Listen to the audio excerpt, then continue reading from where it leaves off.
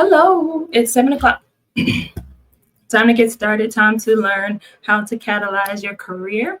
If you are joining for the first time, welcome. Make sure you say hello in the chat. Make sure you share it with somebody who needs to learn about how to jumpstart their job search. Hang on a sec. Let me turn off my heater. I'm cold, but it's kind of loud. 1 second. All right. I'll suffer through it for a minute. So, my name is Angela M. Zachary. I'm the owner of a business called the Inside Track Career Services, and I help job seekers simplify their job searches. It's very simple. I use HR strategies that I've learned over my 16-year career, and I help you apply them to your job search in a way that is both efficient, effective, and impactful for your long-term career. So that's who I am. And if you're looking at this video, you're probably somebody who's either actively job searching or trying to figure out how to even do it.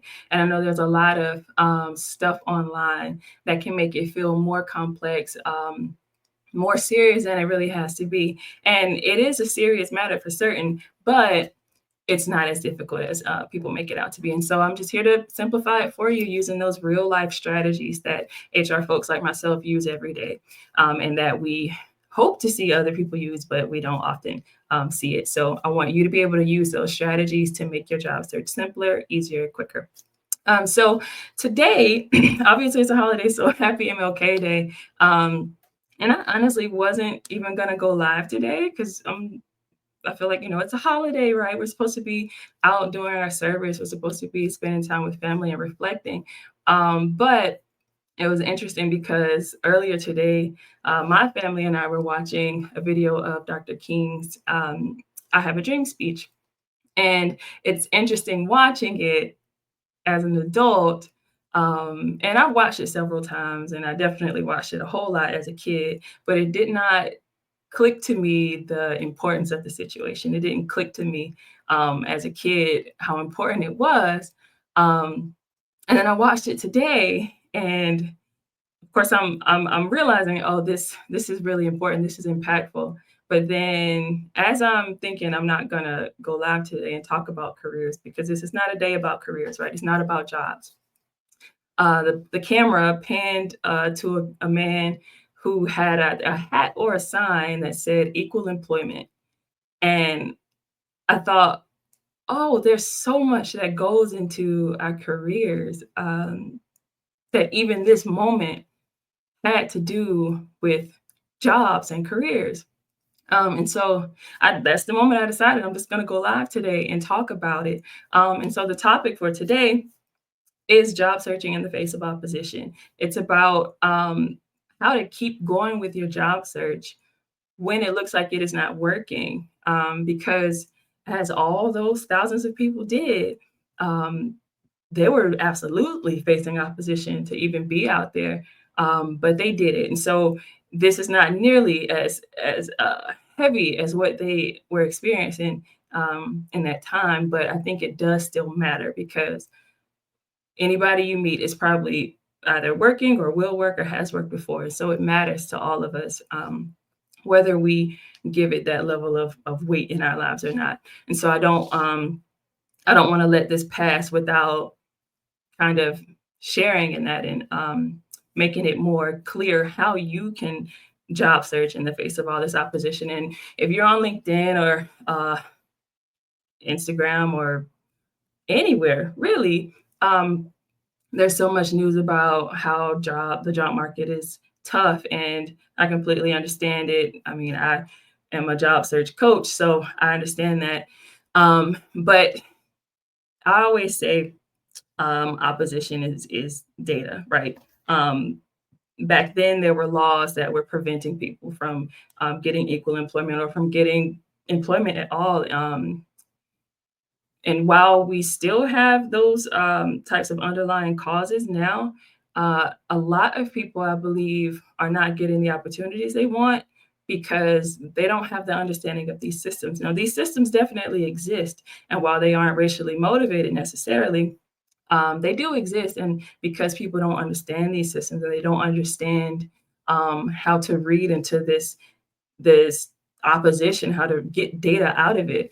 They go through their job searches disillusioned or give up altogether.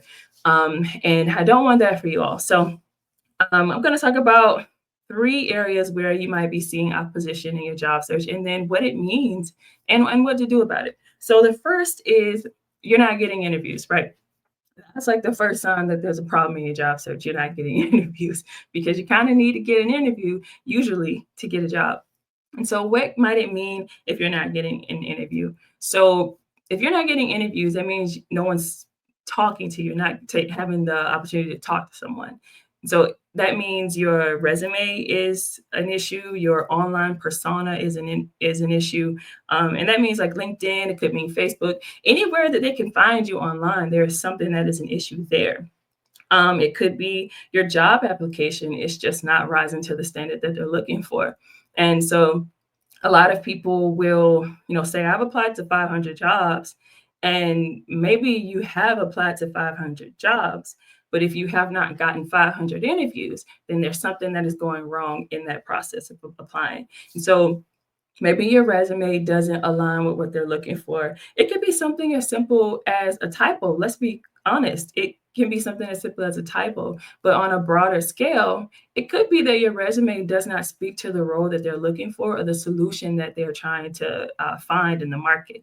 So, I don't know, say I want to be an HR director, but I don't have anything about leadership or problem solving or collaboration with unions or collaboration with executives. If that doesn't show up on my resume, then it does not look like I can solve the problem that they have. And the problem is they need somebody to direct HR and liaise with these leaders.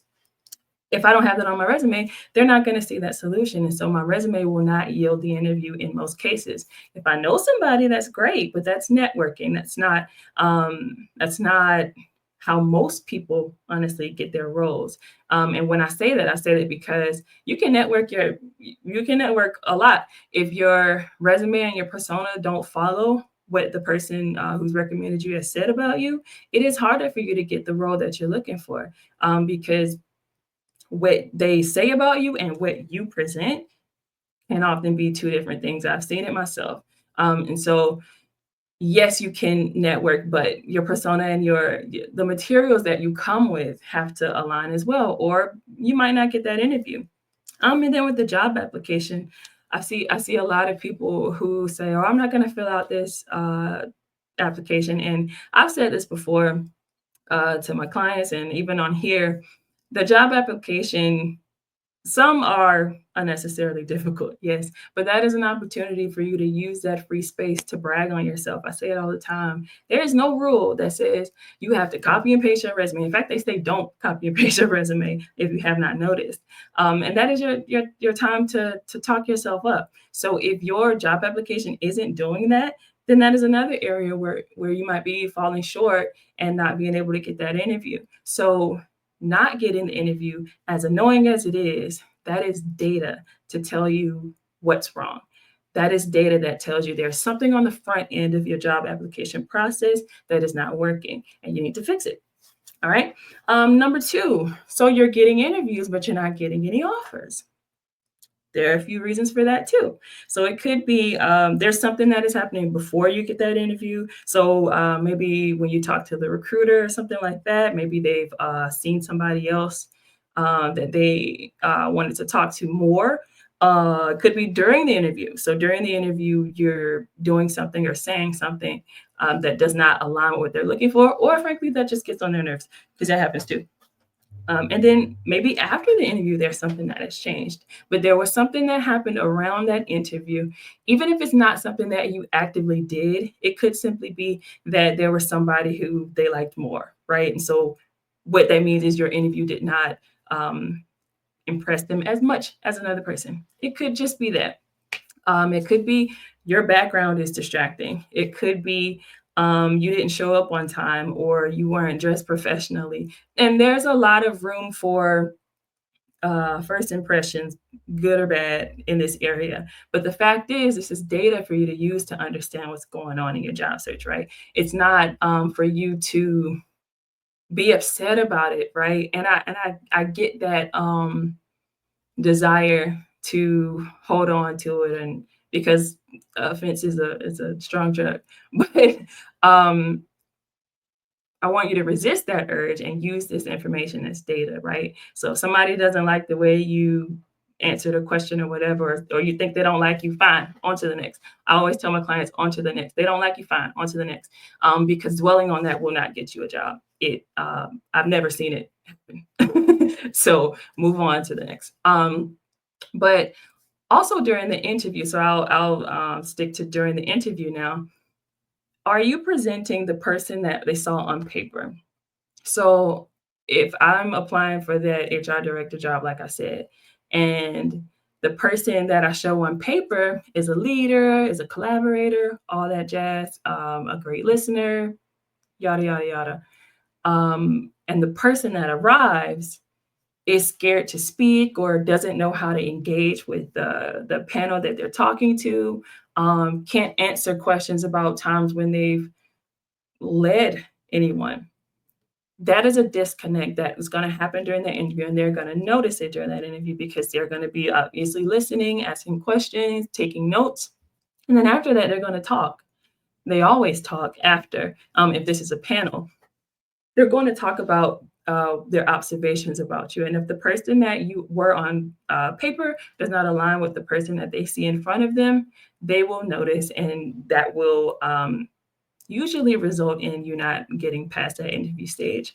Another thing in terms of a disconnect is if the person on paper who fulfilled all the aspects of the job also cannot speak about about those aspects of the job. That's an issue too. I could come very confidently, but not be able to answer any questions.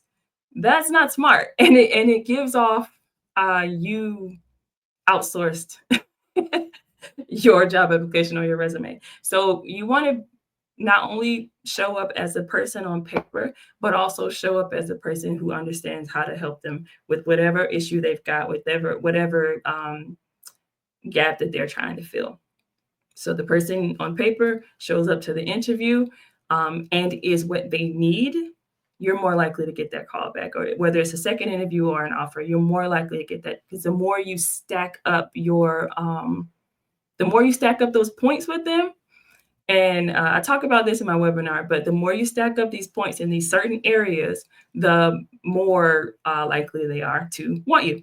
All right. So the third thing, and this is one thing that I think is really important because I see this in a lot of fields and a lot of industries. So if you are a victim of layoff after layoff after layoff, and I'm saying victim because I can't think of another word right now, but if it is happening to you time after time, I see people a lot who say, I just got a job and then 6 months later there was a layoff. Now, a layoff is not something you can control, of course. You can't,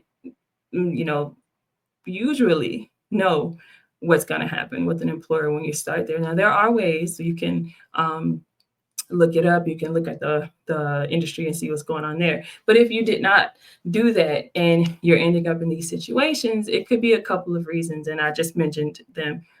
It's could be your field or it could be your industry, right? So there are a lot of people, and I won't mention the fields because that could change, who knows, but there are a lot of people in some specific fields that I am looking at, and I see that they're having issues finding roles, or they're being part of multiple layoffs. So they get a new job, they're excited about it. A few months down the line, there's a layoff again.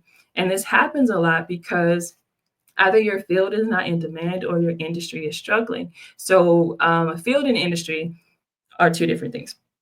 Your industry is maybe automotive, right? That's an industry. And then your field might be software engineering or something, or sales. So your industry or your field might be struggling. If your field is struggling, then you can find typically another industry that is able to carry the weight of that field. So if automotive isn't doing well, but maybe construction is, then you could get a role in construction and be safer than you would have been in automotive because that industry is not doing well. If the industry is messed up, or if the industry is, yeah, if the field, sorry, is messed up, then you're going to have to figure out a way to rework your skills, right? Because if a field is not doing well, chances are that it isn't doing well in most places, because there's a lot of monkey see, monkey do in like the employer world. If an employer sees one, like a competitor doing something, then they're going to possibly do it too, just because of the thought, oh, something's going on, I need to be part of it, I need to be ahead of it too. So if your industry is not doing well, you could jump industries and take your same skills and find another role in another industry. But if the field's not doing well, then you have to start thinking, okay, what are my skills? How can I rework them? How can I reuse them? Either to find an adjacent field. So if I'm in compensation, maybe I would move to benefits, or maybe I would move to recruiting, even though I wouldn't. But you get the point. Like, you could move to an adjacent field, or you could rethink that entirely and say, well, what field could use the skills that I have? And that would be called a career change. I don't normally advise those, because you end up having to go back down levels when you do a career change. But this is an instance where sometimes you have to, if you're in a field that just cannot carry the weight of employment at the time. And markets, every market changes, housing markets change, and so do job markets. And so that's not to say that your field will always be down, but if it is, that's data for you to use to figure out what steps you should take next. If your field is not doing well right now, say you work in DEI, right? I know Costco is doing fine with DEI, but it's not doing great in most areas. That isn't to say you should come out of DEI, but it is to say that you might need to rework your skills and figure out where you can land for the time being until you see that market for that role going back up. And that's important, because staying ahead of those changes is going to save you a lot of trouble, especially when it comes to layoffs. It's going to save you a lot of feeling like you've made a mistake, right? The only mistake you can make is to not pay attention when things change and when the market changes. So that's a third way, and there are lots of ways to use difficulty and opposition in your job search as data, but these are just three that I think are super important. And I'll reiterate, if you're not getting job interviews, then there's something happening on the front end of the application process. If you are getting interviews and no offers, then it is something that is happening during that interview, or after, something that maybe they wanted a thank you note and you didn't send one. And I know some people think that's silly, but it's always worked for me, because it gives you the opportunity to reiterate your interest, and it gives you the chance to brag on yourself and them a little bit. And I talk about that in my webinar as well.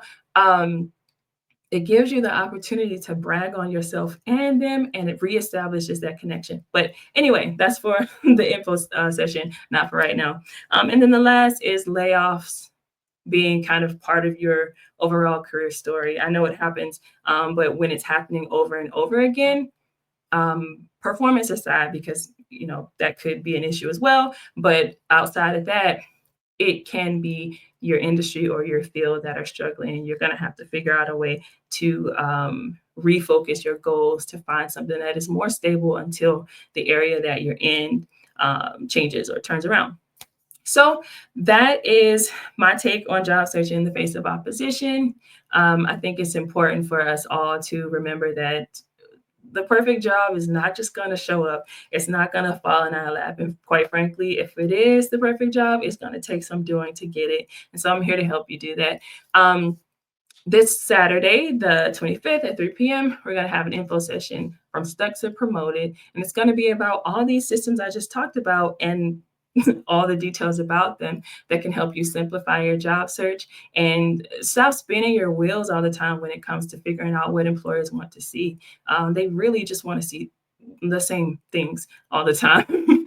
And that info session is about those things. So I'm actually going to put the link in there this week. I keep forgetting, but I'm going to put it in there. And I want you guys to register so you can get that information for yourselves and stop trying to guess. It's you don't need to guess. I will tell you what they're looking for and how you can position yourself for those roles. So happy MLK Day. Have an awesome week, you guys, and I'll see you all on Saturday. All right, bye.